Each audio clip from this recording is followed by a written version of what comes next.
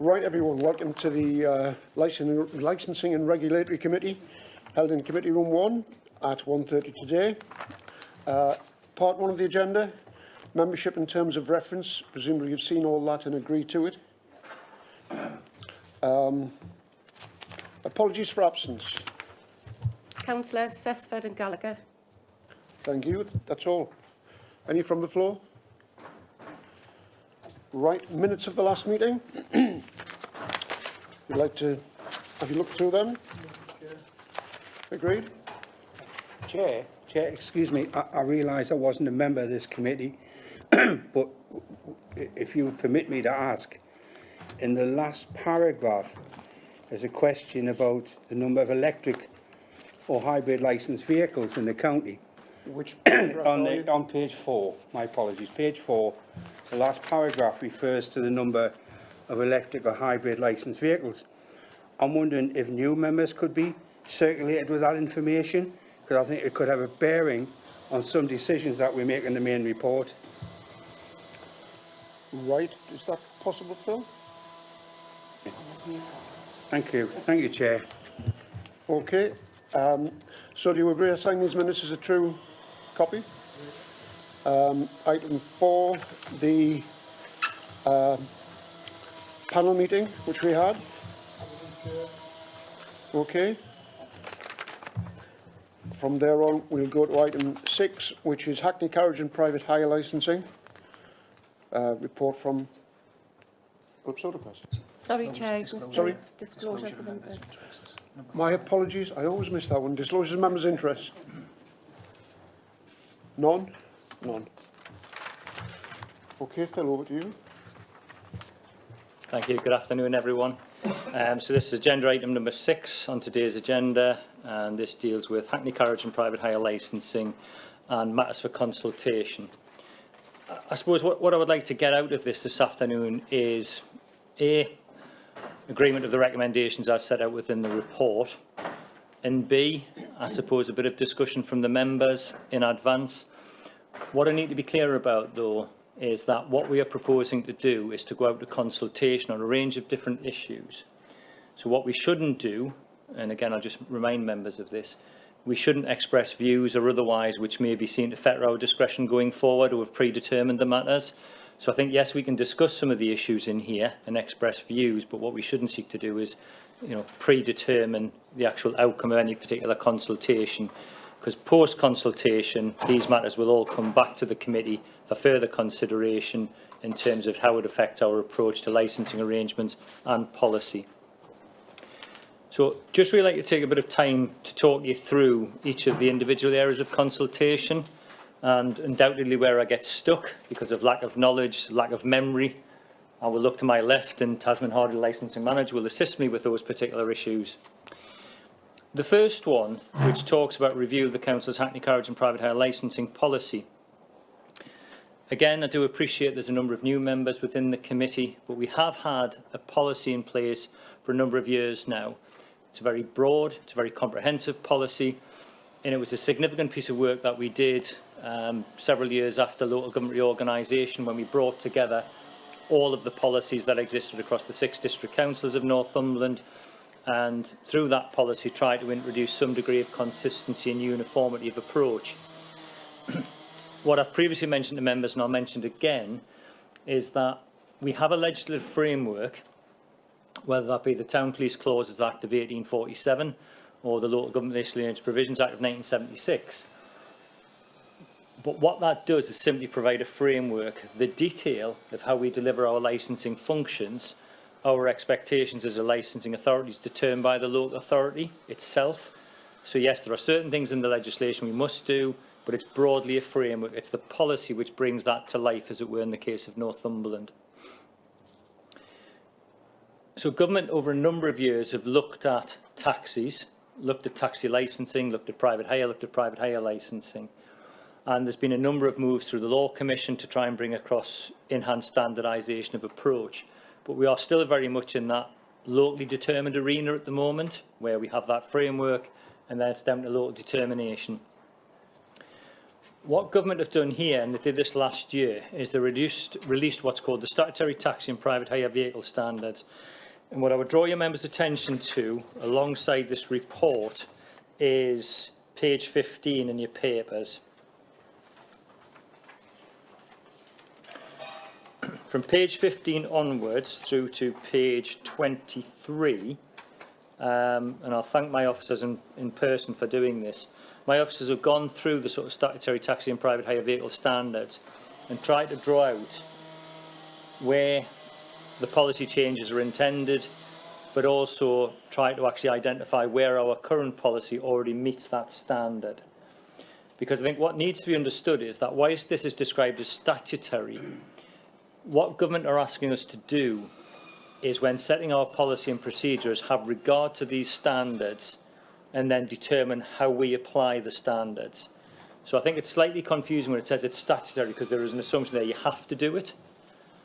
It doesn't mean that. What it means is you have to have regard to it. But having said that, when you actually look at the guidance itself, or the statutory standards, it does state that the department therefore expect these recommendations to be implemented unless there is compelling local reason not to do so. So I think it's important to understand, as I say, we have a role to play in deciding whether or not we want to reduce these into policy. It's important that we consult the trade with regard to that, with regard to the changes, but we would have to have compelling reasons when it comes to the more informed discussion when we had the consultation exercise, if we didn't want to bring forward any of those recommendations set out within the standards themselves. Fundamentally, the purpose of the standards is about protection of children and vulnerable people from harm. And again, if you sort of track this back, you can track this back to instance in child sexual exploitation, which was heavily publicised many years ago, Rotherham, Rochdale and various other local authorities. So that's the primary reason for these standards coming forward. As I say, I am pleased to say many of the actual proposals are already embedded within our policy. One of the things the standards talk about, and we talked about this within the training with yourselves, is ensuring members have adequate training. So one of the things we are going to progress, and we will do this out with this meeting, is we are going to progress with the child sexual exploitation training for all members of this committee. So this is the training that we expect all drivers to participate in before obtaining a licence from Northumberland County Council. I think it's hugely important that members, go through that training, understand the issues, and I think then that just makes you more informed if you are asked to sit on a subcommittee or deal with anything as a regulatory matter where there is a risk of child sexual exploitation or harm, if you have a greater understanding of that. I think the final comment I would make on this is we do have a robust approach at the moment to how we deal with taxi licensing. As I say, we've got policy, we've got subcommittees, etc., etc. And some of you will now have sat on a subcommittee and have been part of that decision-making process, whether that's with an existing licensed driver who has come to our attention post being licensed, or whether it is with somebody seeking a licence and there are grounds which prevent an officer from granting that licence in the first instance. So you're familiar with that approach. The other thing just to draw out is that I already retain a delegation to act in matters of emergency. So if we had an evolving situation where a taxi driver came to our attention and there was serious risk to public harm, those matters wouldn't ordinarily go through to the subcommittee process, because that can actually delay the decision. With our best will, it can take several weeks to get that into the public arena, as it were. So what I would tend to do in those scenarios is liaising with Councillor Hutchinson as the chair, make him aware of what the situation is, but I would then deal with that as an officer. And that provides us with the quickest, most expedient way to deal with any matters of real concern or harm. The outcome, though, is still the same, whether it's a decision by the subcommittee or whether it's my decision as head of service. Those decisions can still be appealed to the Magistrates' Court. So we are not depriving anybody of their entitlement to challenge a decision of the council or a decision of an officer, because the appeal mechanism is exactly the same.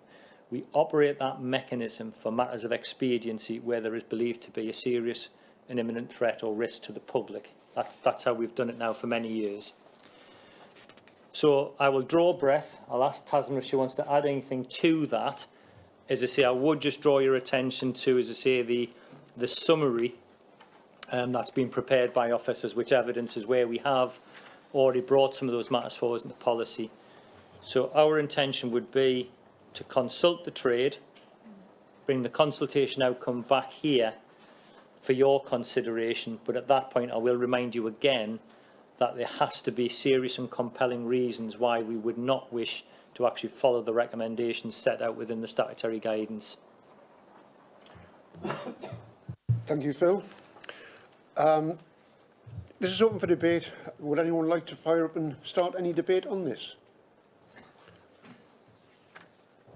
Councillor Walsh? Chair, I had a question, and it is for information, and it's on page 16 of Appendix A, licensee self-reporting. I'm sure there's been incidents of this before, but if a member was involved with an accident, say Friday at 6 o'clock, to report in 48 hours, who would he report it to?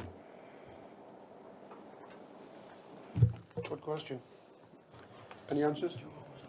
40. Sorry, Chair, just to clarify, it's currently 72, but the proposal is to change it to 48. 72 would take you to Monday, when I would expect people to be at work, but on a Sunday within 48 hours, who would that driver report it to? Thank you. I mean, I think this is something we would have to look at, because you're absolutely right. I mean, I nearly said the County Council operates from 9 o'clock till 5 o'clock.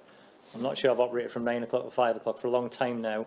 I think that there are some practical issues here, and I think there's also a question of the seriousness of the incident. So what this is really talking about is actually reporting vehicle damage or a crash, etc., etc. We have existing relationships and partnership with Northumbria Police, and I think there is a mechanism whereby, even if it wasn't a direct report to us, it was a report through to Northumbria Police as a vehicle incident.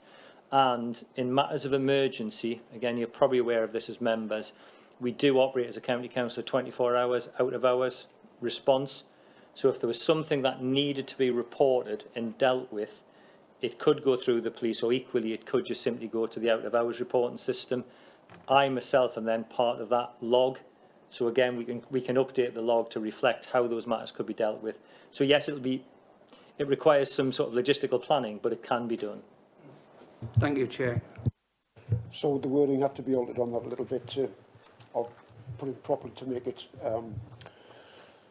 eligible. What this document sets out is really where we're intending to change our policy. The logistics and mechanics of how we do that is really a separate debate. So if we agree that we're going to change the reporting arrangement from 72 hours to 48 hours, then by default, as a county council, we would have to put the arrangements in place to enable that to happen. But it doesn't change the consultation question, just how we respond to it as an authority if we want to do it. Right, thanks, that's great. Any more from anyone else on this report? I must say the officers have done extremely well to do all this. Well done, Tasman, and officers. Nothing? No. So do you want me to move through the next, because there's 3 parts of consultation, if you want me to move through them separately? Yeah. So if we move through to the second item of consultation, so this is very much on vehicle emissions.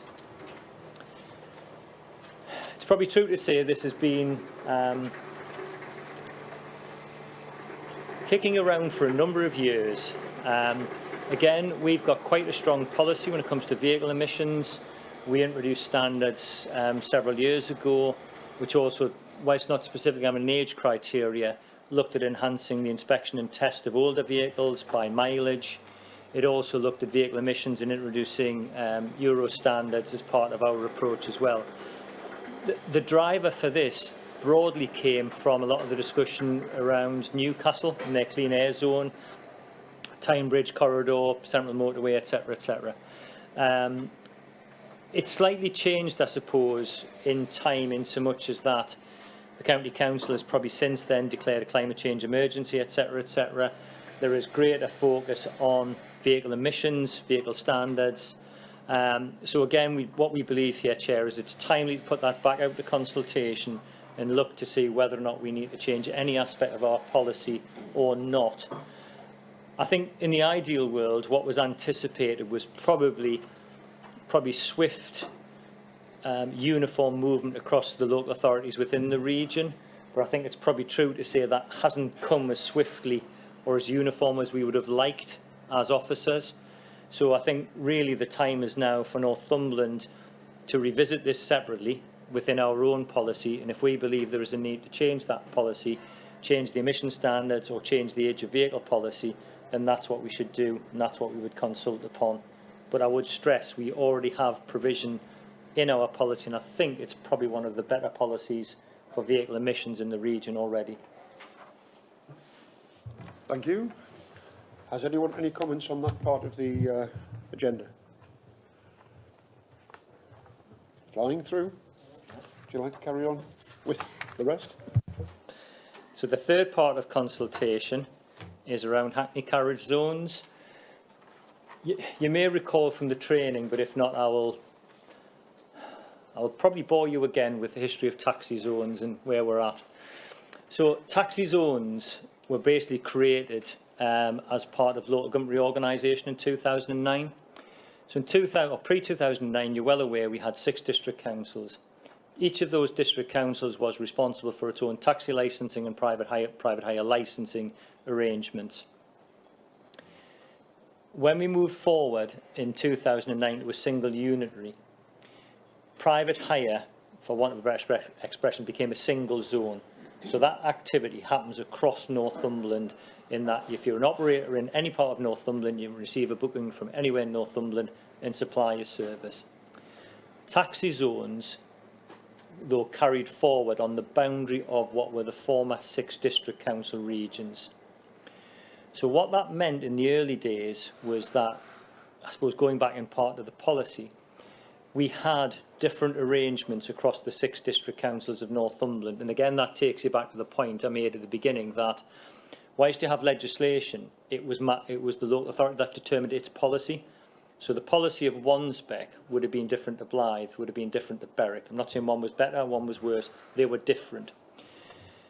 So when we got to 2009, on the 1st of April 2009, start the new unit authority, those 6 district councils, whilst abolished, continued as taxi licensing zones. So the rules and requirements that had been set by Tynedale Council or Blythe or Berwick still continued and still had effect within that locality. We did work on it, and over time we created a standard licensing policy. We then did some further work on it, and we created a single set of Hackney carriage tariff fares across Northumberland, because again they were different at the outset. So we've brought about quite a degree of consistency in terms of how we license vehicles, the standards for vehicles, the tariffs, etc., etc.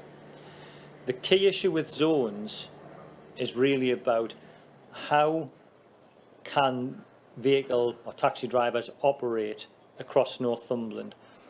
So if you basically recall, the fundamental difference with a private hire vehicle is that has to be pre-booked in advance. A Hackney carriage can be both pre-booked and can be hailed in the street or hired from a rank. So with a taxi, what it meant was you could only apply for hire within your original zone. So if you've got a plate, and you will see plates with TD on for Tynedale District Council or BV for Blythe Valley, etc., etc., you can only actively apply for hire within your zone. So what that means is being hailed in the street or standing at a rank in that particular zone. You can still be pre-booked, but you must apply at a rank or be hailed in the street within your zone. So what that means is, if you're a private hire driver and you accept a booking, whether it be to go from Wansbeck to Morpeth or Wansbeck to Hexham, you can factor into what you charge, because you agree your fee with your customer. You can factor in the cost of travel there and the cost of travel back, because you're probably not going to have a fare back from Hexham, as it were. So you factor that in. If you're a taxi driver, you can only charge on the meter from where your journey starts to where it finishes. You can't build in a cost to say, well, I'm actually taking you from here to there, and I'm going to have half an hour's downtime or an hour's time to travel back to my zone, as it were. So there is an argument to say they are disadvantaged, because what they can't do is they can't then go to a zone or go to the rank within a different zone and then try and get another fare, either for some additional business taken back where they started or just general business. So the zones create that scenario whereby you must only apply for hire there. So some parts of the trade, and I'm not saying all, some parts of the trade will say it would be much better if we had a single zone for Northumberland and I could trade anywhere I wanted at any particular point in time. Some parts of the trade will say we don't want that, because what that means is people will come from one area into my area and they will take away all of my business. Now, the Law Commission, back in 2012-ish, I think it was, held out a bit of hope, and what it was suggesting was that local authorities may be given discretion to set zones as they saw. So prior to that, you could either have 6 zones or just move to one single Hackney carriage zone. That was the only choice for Northumberland County Council. Keep your 6 or move to one and amalgamate them all. The Law Commission suggested that local authorities would be able to set their own zones and then have, whether it be 1, 2, 3, 4, 5 or 6. And there was some discussion at that time to say, well, if Northumberland went down that route, you might want to see 2 zones, one as an urban zone, one as a rural zone. That never, though, came to fruition in the final findings of the Law Commission on legislation that followed from there. So where Northumberland stands now is the same position we were in 2009. We can either have 6 zones, or we can pass a resolution through council and create one single Hackney carriage licensing zone for all of Northumberland. And as I say, some people will see that as a benefit, some people will see it as a disadvantage. From an officer point of view, there's probably some benefit in doing it. You know, it simplifies some of our processes. We don't have to produce 6 different types of plates, 6 different sets of tariffs, etc., 6 different sets of decals. It simplifies it. From a customer point of view, for visitors, tourists, they won't have a clue what the zones in Northumberland are or even why they exist. So it might actually simplify it for some of the tourists as well. For some of the traders, as I said before, some of them might welcome it, some of them will probably oppose it. Durham, post-local reorganisation, created a single Hackney carriage zone in Durham, because again they were part of the unitary in 2009. That created huge problems for them, and the term was used that, whether it be Chesley Street or Durham, became a honeypot, because basically what happened was a lot of the taxis from the smaller districts moved into Durham or into Chesley Street, where there was more business for them. And it ended up, if memory serves right, that Durham County Council had to put in additional parking for taxis where they could actually stack them up to service the ranks, etc., so that created a lot of problems for the County Council. It probably created a lot of problems for, let's say, the local trade that was original Durham City and Chesley Street, because they would claim they were losing business. For the customer, they would probably think, well, this is great. There's now more taxis, so if I need to get a taxi, there's a taxi there for me. And there's always been this feeling within government and within Department of Transport that market forces has a role to play here, and market forces should be able to dictate or not dictate, should be able to influence what happens generally. So with the question of zones, it's been debated before in the subcommittee, in the licensing committee. It was put on hold pending the Law Commission report. Law Commission report has come and gone, so again it's probably now timely that we revisit the question of zones. But I think it's a classic scenario where you will please some people if you move to a single zone, and equally you will upset others if you move to a single zone. But I think it's timely that we revisit it and, you know, either reaffirm that we want to keep 6 zones or move to a single zone. But that's all the consultation will ask, really. It's about what's the views on 6 zones or 1 zone, and that's the decision that will come back to the to this committee, Chair. Again, I don't know if Tasman wants to add anything. No, not at the minute. I think that was quite comprehensive. Well, we're not making any decisions on zones at all, but if you'd like any debate on this, Councillor Parry? Just a consultation process. Will all Hackney licensed owners be consulted? Yeah, we haven't worked out the mechanics yet. I mean, there's an argument to say we could do one consultation with all elements in it, but however we consult, we will directly go to all of the actual licence providers at this point in time. There may be some merit in doing some local consultation, but I would stress, and I've said this before in this committee, what we don't have is we don't have a single representative voice for the trade in Northumberland, because the trade has different views in different parts of Northumberland. But yes, we will ensure we consult with those that will be affected by the consultation. But yeah, so that will include Hackney carriage owners and drivers. Yeah, Councillor Lee? Can I just pick up on the zones? I've been a pub landlord for the best part of 20 years, and I've had pubs in Newcastle, North Tyneside and Northumberland. The only area I've had trouble getting taxis for customers with disabilities is in Northumberland. And is that perhaps tied in with the zone system, where it doesn't allow wheelchair access cars to be available at any one point in a particular zone?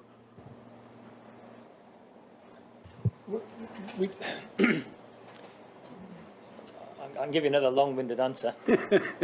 So just part of the answer here is, so with taxis, again, and I'm only saying this, I know Councillor Perry was formerly at Wansbeck. Wansbeck was one of the few authorities that actually capped the number of taxis. And the only way you can cap taxis, or the number of taxis, is if you can demonstrate that there's what's called no unmet need. So if you like, there is an assumption that if you want a taxi, you can get one. And if there is an oversupply, you can then start to look at capping. But otherwise, there is very little provision to actually cap the number of taxis. And again, market forces are allowed to play some part in this about, you know, making sure there's an effective trade. There's nothing within our policy or otherwise which would restrict the number of accessible vehicles that are available at that point in the day. But obviously, as a licensing authority, what we will do is we will actively encourage wheelchair accessible vehicles, and that's part of our policy to do that. What we can't do, though, is require people to work at certain hours of the day. So yes, the policy will actively encourage new vehicles to be wheelchair accessible. That's what we do within the policy, as a way of actually trying to make sure that all vehicles are accessible, because it's the classic, an accessible vehicle is just an accessible vehicle for anybody, whether they are disabled or otherwise. So our ambition has always been to try and move the fleet from being, let's say, traditional saloons across to accessible, so they're usable by anybody. But what we don't do with any shape or form within our policy is actually dictate who has to work when, why and how. So there may be areas where there is fewer numbers of accessible and people have taken a conscious decision not to work those particular hours of the day. Okay. Just one other point. Just on the vehicle emissions, I know that they're saying that they're looking for newer vehicles on the fleet and that.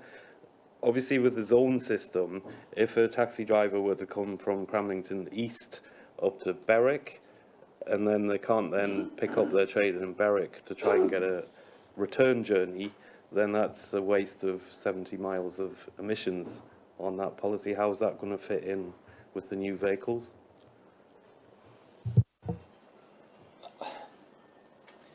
So I think that there's probably a number of separate, the committee may decide to try and link all of those issues together, to think it is more effective use to have a vehicle travelling from point X to point Y, which then has a meaningful journey back, rather than, as you say, just creating emissions, excess travel, etc., etc.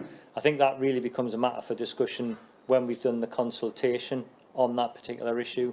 Because I say there is an ambition, to reduce emissions. There's the climate change emergency.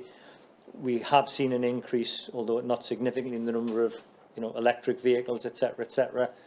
The infrastructure probably isn't there yet to support, a whole electric fleet.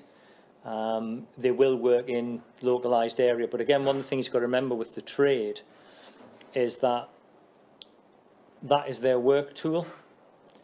So if they've got to have downtime to charge a vehicle, that's time they can't be working. So again, that will probably reduce the hours they can work or will work until we've got a good infrastructure and a good fast charging network.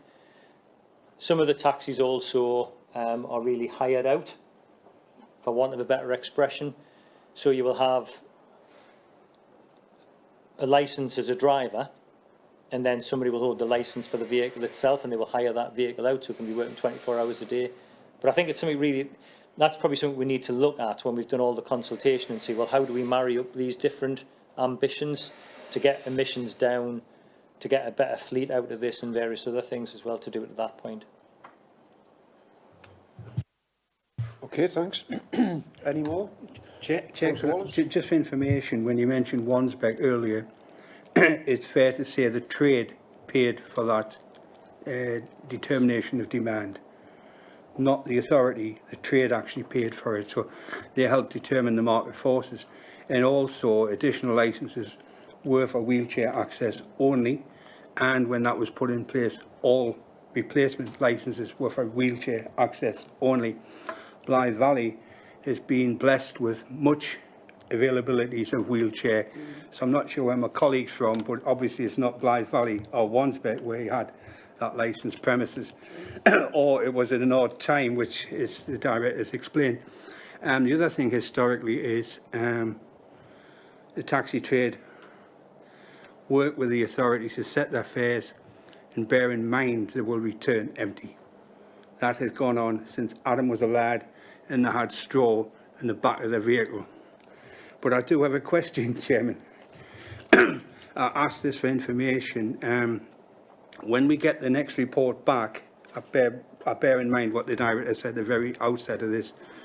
Will it inform me of how many licensed vehicles there are in the county, how many drivers there are in the county, and bearing in mind what was just said, how many of those licenses belong to how many traders?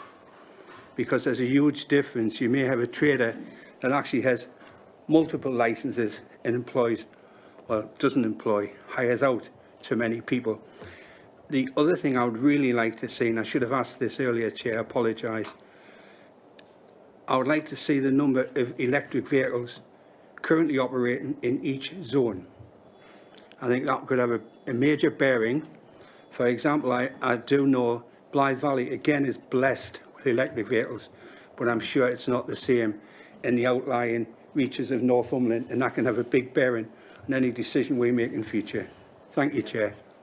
Thank you. Would that be possible? Yes, yes.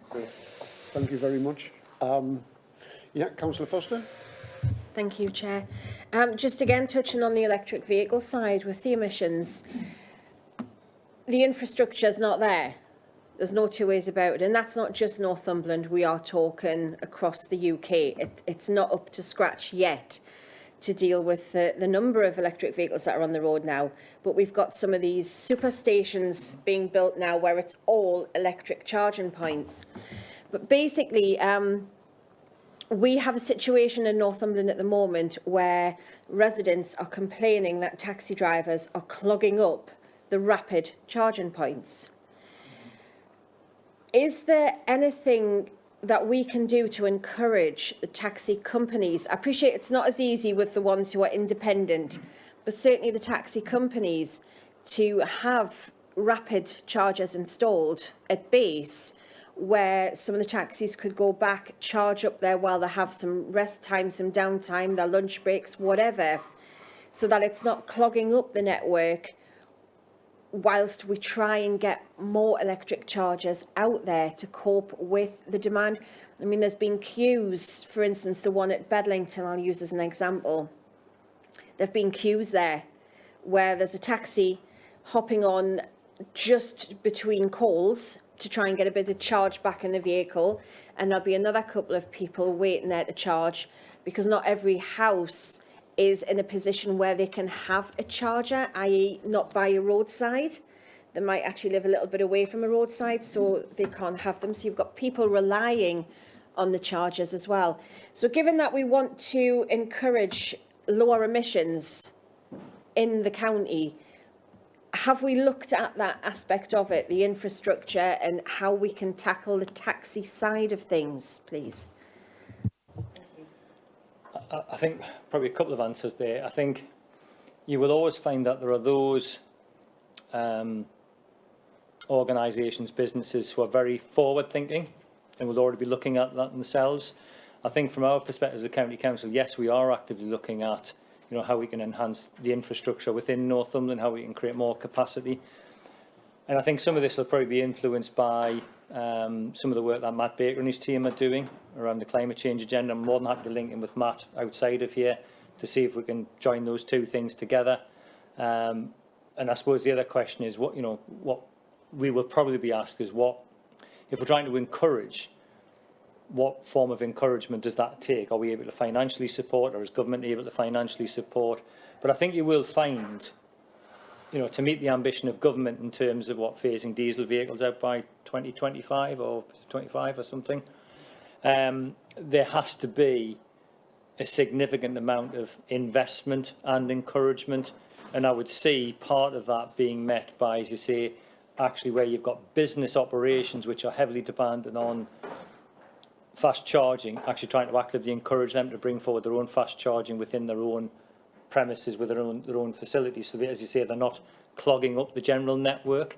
But as I say, I'm happy, or myself and Tasman can take it outside of here and have a word with Matt Baker from the climate change perspective and see if there are any options to work with the trade on that. Yeah.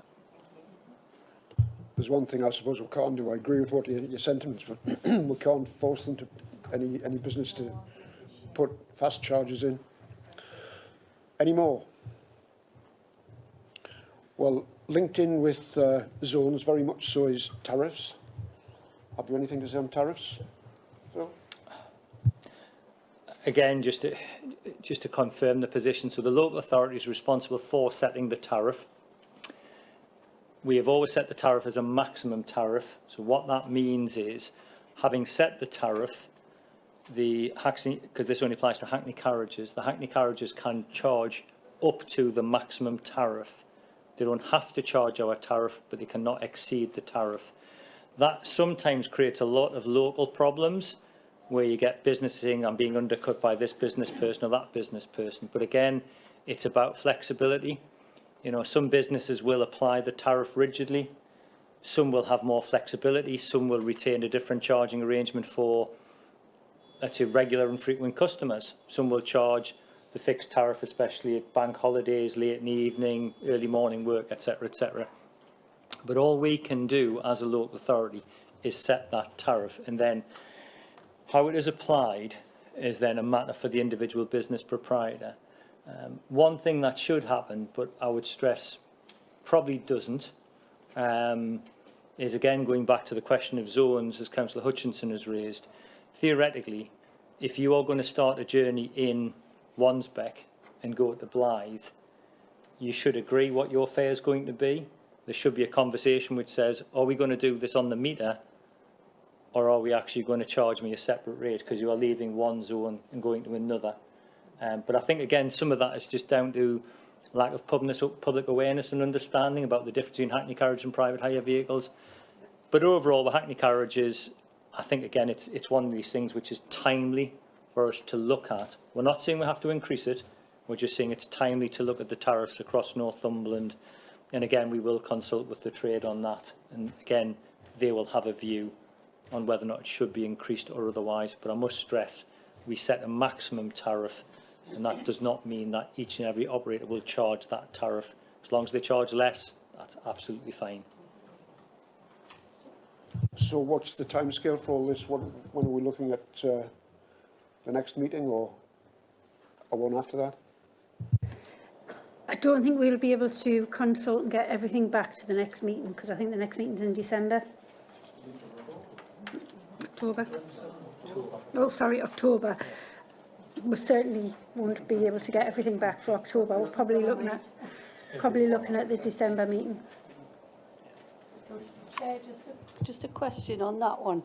That you're saying about they can set the rate at, say it's £2.50, but it can't go above that £2.50. I know it goes on the mileage, but if they say they come to pick you up and the meter's set at £3, is that breaking the law? And then it's the mileage after that. No, it's just Simple answer, probably yes, because the way the tariff works is you have what's called the flag, which is the starting point. So you'll get into a taxi and it will have a flag, whether it's a Northumberland taxi, whether it's a Newcastle.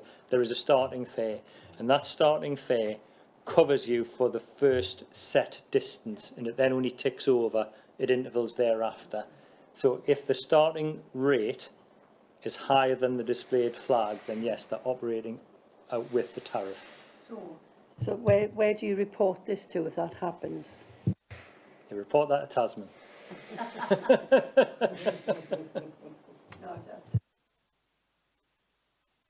Great. Well, it sounds as if this is a really boring committee, but believe me, you're going to get your work to do when all this does come back. I'm not saying Phil's boring to listen to, but you will have a lot of decision making to do, which will be rather tricky. So on that, thank you all for attending this meeting. We'll now adjourn from it and resume in about 5 minutes' time with, sorry? Sorry I was late. Can you just clarify, who's vice chairman of this committee? Because it says that Councillor Hardy on the front and Councillor Humphrey on the second page. There are two separate committees. Yeah, no, on this one here, on this one on the close, it's got C. Hardy vice chair, and on the page next to it, Yeah. Oh, sorry. Clarification, bear in mind what talk about Blue Day. I'm with you. My apologies. I would say that Councillor Humphrey will be chair of both. Please. Right, I was just seeking if there's been a change here, because ever since 2009, it's the same vice chair and chair's been operating both. So that's a mistake. That's a technical mistake. Well done. You spotted the deliberate mistake. You're the only one that did. I didn't. I didn't pick these up. That's something we discussed last week, actually. I'm more conscious. No, thank you for pointing that out. Right, we'll close the meeting now and reconvene in 5 minutes.